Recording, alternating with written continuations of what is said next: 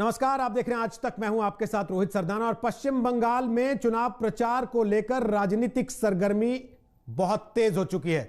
सबसे बड़ी खबर यह है कि प्रधानमंत्री नरेंद्र मोदी खुद 20 रैलियां कम से कम बंगाल में कर सकते हैं और गृह मंत्री अमित शाह और बीजेपी अध्यक्ष जेपी नड्डा की माना जा रहा है कि 50-50 रैलियां बंगाल में होने वाली हैं। हमारे साथ इस वक्त पश्चिम बंगाल के वित्त मंत्री अमित मित्रा मौजूद हैं। स्वागत है अमित मित्रा जी आपका आज तक पर। सबसे पहले तो सर मेरा सवाल आपसे यह कि सेहत कैसी है बंगाल की अर्थव्यवस्था की और आपकी भी, दोनों की? मेरा सेहत तो ऐसी चलने वाली है, लेकिन अब देखना है कहां तक जाएं। हर तरह के प्रॉब्लम है जिसमें मैं बजट पेश नहीं कर पाया खुद, लेकिन बनाए और ममता बनर्जी ने आदरणीय मुख्यमंत्री ने खुद पेश की बजट मेरे तरफ से। तो सेहत के ऊपर तो हम देख रहे हैं, लेकिन अर्थनैतिक स्थिति जो है बंगाल की, उसकी सेहत बहुत अच्छी है। ये मैं नहीं कह रहा हूं, केंद्रीय सरकार के आंकड़े ये कहती है। मेरा बोलने में कोई फायदा नहीं है। केंद्रीय सरकार के आंकड़े कहती है 2019-20 इसके मतलब कोविड के पहले बंगाल के जो जीडीपी ग्रोथ, जीडीपी बढ़ने के हार जो थी, वो 12.5% थी, जो भारत के नंबर 1 अमंग बिग स्टेट्स। ये लोग कहते नहीं।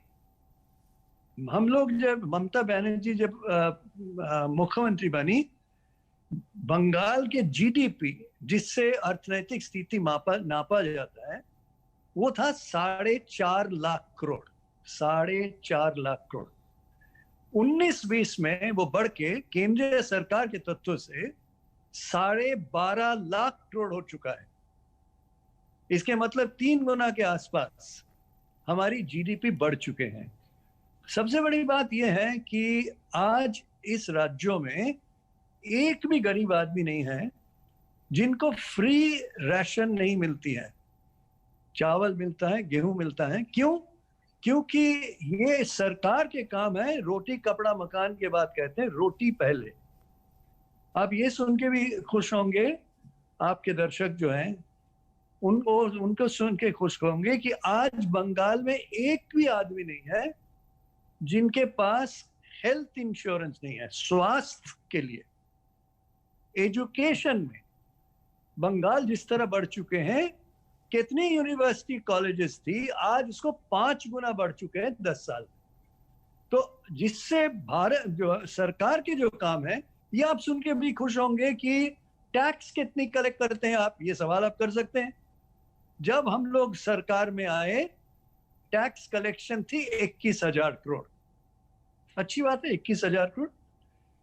इस साल टैक्स कलेक्शन होगी 75,000 करोड़। आप सोचिए, पूंजी बनाने वाली एक्सपेंडिचर केंद्रीय सरकार इस मामले में सोचती नहीं, जिसको कैपिटल एक्सपेंडिचर कहते हैं। ये 14 गुण बढ़ी है जब हम पावर में है। सीपीएम के लास्ट साल अगर ले लेंगे और आज जो लेंगे, इसके मतलब, और सबसे आपको ये भी पूछना है, मैं बोलना चाहूंगा कि बहुत चीजें में केंद्रीय सरकार के आंकड़े से बंगाल नंबर 1 है। जो भी यहां लेक्चर देने के आए उसको तो डिनाई नहीं कर सकते हैं। केंद्रीय सरकार ने ये 100 दिन के काम, जिसको मनरेगा कहते हैं, बंगाल इज नंबर 1। लघु उद्योग, जहां सबसे ज्यादा नौकरी होती है, आपने देखा होगा मेरा स्टेटमेंट, ट्वीट परसों की, बंगाल नंबर 1। अब जहां भी देखेंगे, किसानों की जो इनकम थी 3 गुना बढ़ चुके हैं ममता बनर्जी के ये चीफ मिनिस्टर से। एग्जैक्ट आंकड़े केंद्रीय सरकार की तरफ से है, मेरे तरफ से नहीं। लेकिन सर, तो मैं पहले यही कहना चाहूंगा इन सारी बातों कि में बहुत गलतफहमी जानबूझ के फेंका जा रहा है। मैं उसी पर आंकड़े के मुताबिक, केंद्रीय सरकार के आंकड़े के मुताबिक वो एकदम झूठ है। लेकिन सुनने वाले कौन है? बंगाल के लोग जानते हैं। मेरा कॉन्स्टिट्यूएंसी में आप सुन के ताज्जुब होंगे, एक जगह है जिसके नाम है लेनिनगढ़। लेनिन के नाम से सीपीएम ने दिया था। 350 कंक्रीट रास्ता उस ब्लॉक के अंदर, उस लेनिनगढ़ के अंदर बनी। 4 मैट्रिक्स के रास्ता बनी। मेरा कॉन्स्टिट्यूएंसी के बारे में नहीं कह रहा हूं, मैं कह रहा हूं कि उदाहरण के तौर से। तो आप आम जनता को पूछेंगे पानी मिला है पीने की, रास्ता बना है, रास्ता में तो क्रांति हो चुका है, सब मानते हैं। व्यक्तिगत रूप से आप कोई भी ऑपोजिशन के लोग भी पूछेंगे, वो बोलेंगे हाँ रास्ता तो बनी है, मानना पड़ेगा। 89,000 किलोमीटर्स गांव के रास्ता बनी है। भारत के रिकॉर्ड आज तक ये कोई तोड़ भी नहीं पाए। लेकिन मित्रा जी, आप बंगाल के वित्त मंत्री होने के अलावा फिक्की को लीड करते रहे लंबे समय तक। प्रधानमंत्री जाते हैं, जेपी नड्डा जाते हैं, अमित शाह जाते हैं गृह मंत्री, तो उनका कुल मिला के हमला एक ही चीज पर होता है आपके ऊपर कि बंगाल के उद्योग धंधे चौपट हो गए पूरी तरह से। आपकी बातों से तो लग रहा है कि बंगाल इस वक्त अमेरिका से भी आगे। देखिए, अमेरिका से आगे नहीं है मैं बोल रहा हूं, मैं बोल रहा हूं कि अगर इंडस्ट्री नहीं हुई तो जीडीपी बढ़ेगा कैसे? ये भी उनको ज्ञान नहीं है क्या कि अगर इंडस्ट्री नहीं है तो टैक्स कैसे बढ़ेगी? मेरा जो 75,000 करोड़ टैक्स मिला एक साल में, वो किसने दिया? मध्यवित्त लोग तो थोड़ी देते हैं, कुछ टैक्स देते हैं जरूर, इंडस्ट्री दे रहा है। अब जीएसटी देखिए, जीएसटी तो इंडस्ट्री देती है। जीएसटी बंगाल बहुत ऊपर है, जीएसटी में कोई कंप्लेन नहीं कर सकता है। इसके मतलब जो जीएसटी टैक्स दे रहा है वो उद्योगपति है। मैं आपको उदाहरण दे सकता हूं, सीमेंट के हब बंगाल बन चुकी है, आम जनता को पता नहीं है। दालमिया सीमेंट थी नहीं आए। जेएसडब्ल्यू, जिसके मतलब सज्जन जिंदल की कंपनी है, बड़ा सीमेंट प्लांट बनाए। इमामी ने बड़ा सीमेंट प्लांट बनाए। और अगले महीने ये जनवरी में मुख्यमंत्री ने इनॉग्रेट की स्टार सीमेंट ना। उसके वजह से क्या हुआ है, जर्मन कंपनी जो विश्व के सबसे बड़ा केमिकल कंपनी है BASF, उन्होंने यहाँ आके कंस्ट्रक्शन केमिकल बनाने की प्लांट लगा दी। अच्छा, अब टाटा के बारे में बात करें तो टाटा हिटैची के नाम से बहुत बड़ा कंपनी है। शुरू में हम जब आए वो थे छोटे पैमाने थे। उन्होंने टाटा नगर की प्लांट बंद करके 250 करोड़ की मशीनरी हमारी खड़गपुर के उनके प्लांट में, जो सरकारी जमीन के ऊपर है, उसमें उन्होंने लिया। क्यों? टाटा मेटालिक्स नाम की कंपनी है, वो डबल हो चुके हैं। कितनी पूंजी लाए हैं ये सोचिए।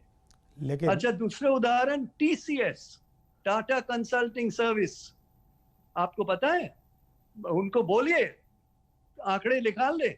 बंगाल में 44,000 लोग यहाँ काम कर रहे हैं, 44,000 पीपल।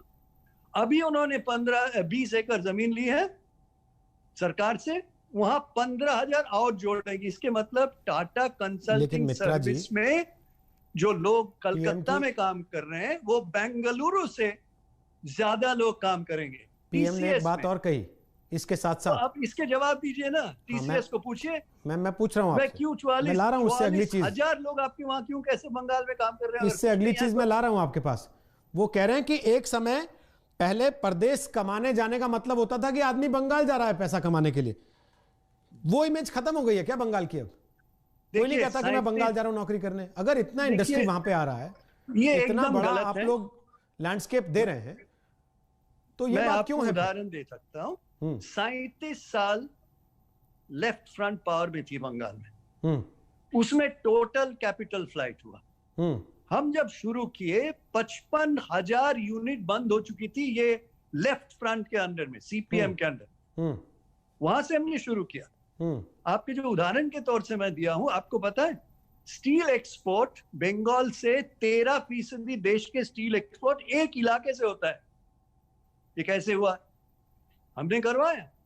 तो इसके मतलब ये जो चौपट वाली बात करें ना, उनको तत्व के ज्ञान है ना, वो तो अपनी केंद्रीय सरकार के तत्व जांच करके यह नहीं आ रहे, खाली राजनीतिक वक्तव्य फेंकने के लिए ये बात कर रही। बहुत दुख की बात है। लेकिन आपने भी तो वही तर्क दिया ना जो वो लोग देते हैं।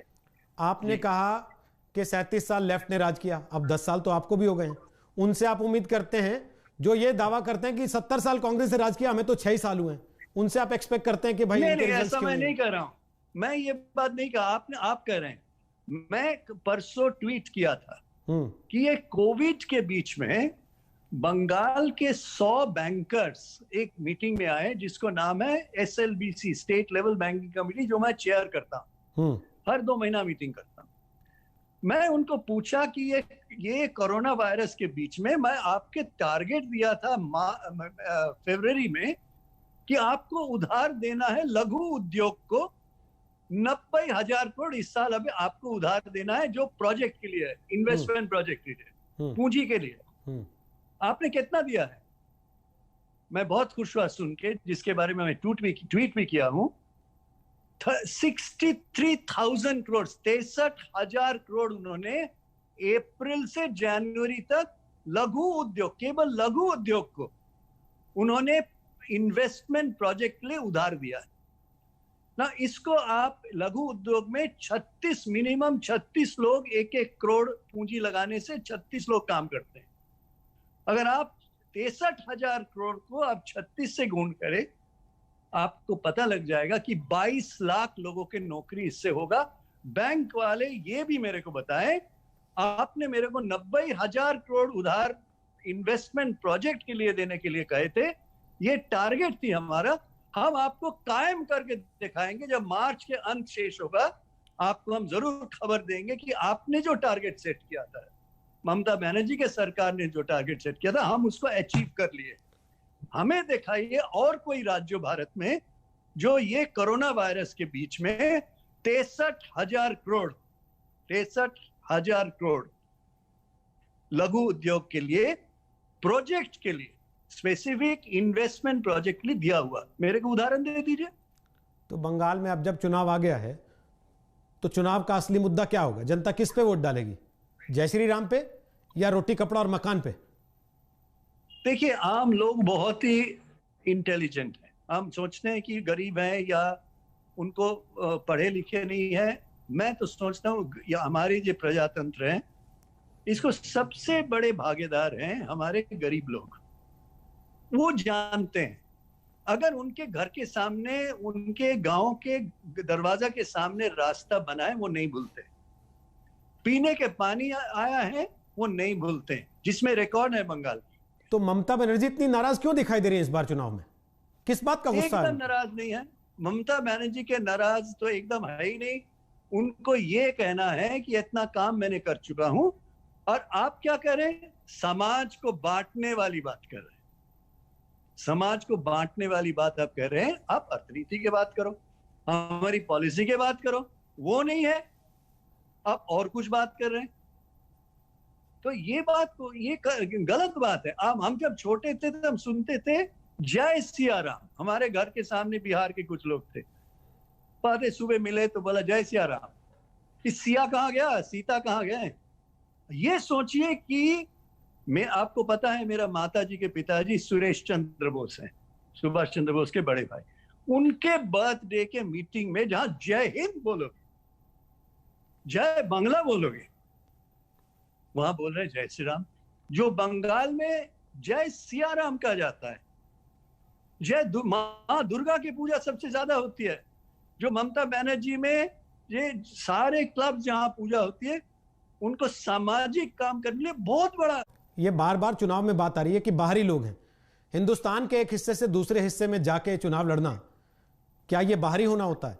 कल को अगर आप ममता बनर्जी को ये चाहें कि वो प्रधानमंत्री पद की दावेदार हों विपक्ष की तरफ से, तो क्या इस बात को आप स्वीकार करेंगे कि बाकी लोग कहें कि ये बाहर से आई है? देखिए, मैं बाहर के बारे में इतना ही कह सकता हूं जो आपने शुरू में कहे कि 20 दफे प्रधानमंत्री आएंगे और 50 मीटिंग करेंगे अमित शाह और मिस्टर नड्डा। किससे लड़ रहे हैं? एक महिला से लड़ रहे हैं और उनके पार्टी से। चलिए, आखिरी सवाल पूछ रहा हूं सर। अगर इतना अच्छा है सब कुछ और आपको जीत का इतना यकीन है, तो आपकी पार्टी से इतना लोग भाग भाग के उधर क्यों जा रहे हैं? देखिए, आपको पता है कि जिनको कुछ कमी है, जिनके अगेंस्ट में कुछ केसेस हैं, वो अगर एक पहले से हम देखें, एक आदमी चले गए, उनके कोई केसेस हो सकता है उस कारण पे जा रहे हैं, और कुछ कारण है उनको पूछिए क्यों जाते हैं। भाग भाग के कोई नहीं गया है, ज्यादा लोग नहीं गए हैं। वो स्पेसिफिक 2-4 चुन के गिन के हमारे 211 एमएलए हैं, 211 एमएलए हैं हमारी हाउस में। कितनी एमएलए गए हैं? होंगे 10, 7-8, 10 होंगे। उनको हर तरह प्रलोभन, बंगाली में हम प्रलोभन कहते हैं, संस्कृत में प्रलोभन कहेंगे, हर तरह प्रलोभन है उनके। जाना है, गणतांत्रिक प्रथा है, उनको जाना है, जाइए। लेकिन उनको मैं कह सकता हूं, जिस दिन आप चले गए ना इस पार्टी के सिंबल, और ममता बनर्जी जब आपको पीछे से हट गए ना, आप मेकअप नहीं कर पाएंगे। आपकी जो एग्जिस्टेंस है ये पार्टी के वजह से थी, ममता बनर्जी के वजह से थी। ये उनको समझ में उस समय नहीं आया, आज उनको समझ में आ रहा है जब जीरो हो गया। बहुत बहुत शुक्रिया अमित मित्रा जी, आज तक पर आने के लिए और खुलकर ये सारी बातें बंगाल की और देश की जनता के सामने रखने के लिए। 2 मई को नतीजे आएंगे और हम उम्मीद करेंगे तब तक भी और उस दिन नतीजे आने के बाद भी आप फिर से हमारे साथ होंगे आज तक पर तमाम मुद्दों पर बात करने के लिए।